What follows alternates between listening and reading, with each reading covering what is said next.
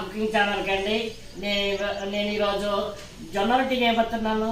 హెల్తీగా మనకి ఆరోగ్యంగా ఉండాలంటే దానికి కొన్ని ఇంగ్రీడియంట్స్ కావాలి. అది ఎట్లా చూద్దాం రండి. సోయా కూర, క్యారెట్ తురుము, పచ్చి కొబ్బరి తురుము, కొత్తిమీర, జీలకర్ర, ఉల్లిపాయలు, పచ్చిమిరపకాయలు, అలాగే కరివేపాకండి. జొన్న పిండి కలపడానికి వేడి నీళ్ళు పెడతామండి స్టవ్ మీద. నీళ్ళు వేడాకండి. ఇప్పుడు ఉప్పు వేసుకుందామండి, ఒక స్పూను.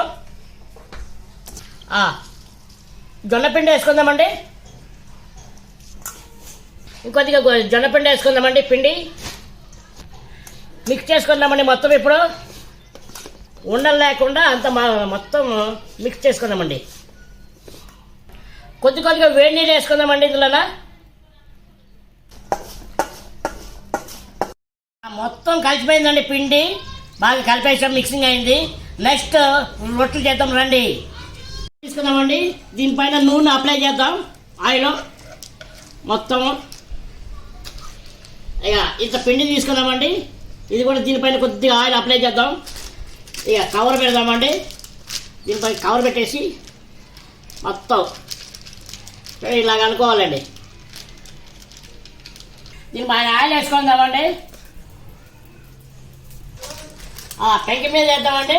లైట్ కవర్ కట్టి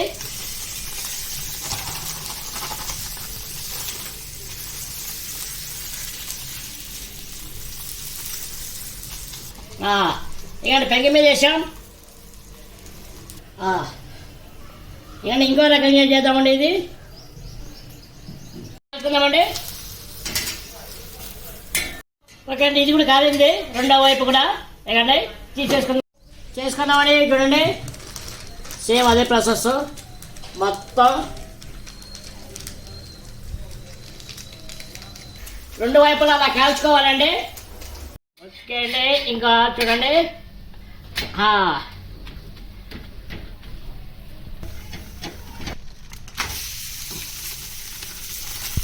దీనిపైన కొద్దిగా ఆయిల్ వేసుకుందామండి. రెండో వైపు తిప్పేసుకున్నామండి. అది రెండో వైపు కాల్చుకుందాం. అయిపోయిందండి. ఏండి, జొన్న రొట్టి రెడీ అయిపోయింది. సోయా కూర, తర్వాత క్యారెట్, ఉల్లిపాయలు, పచ్చిమిరపకాయలు, కొత్తిమీర, జీలకర్ర వేసి ఇలాగా రొట్టి తయారు చేసానండి. టేస్ట్ ఎలాగుందో మీకు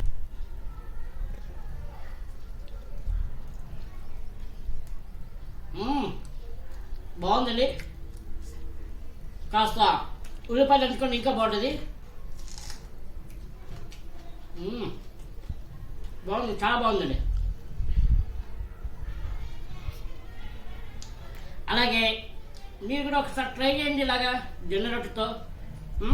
అలాగే నా ఛానల్ని లైక్, షేర్, సబ్స్క్రైబ్. బాయ్.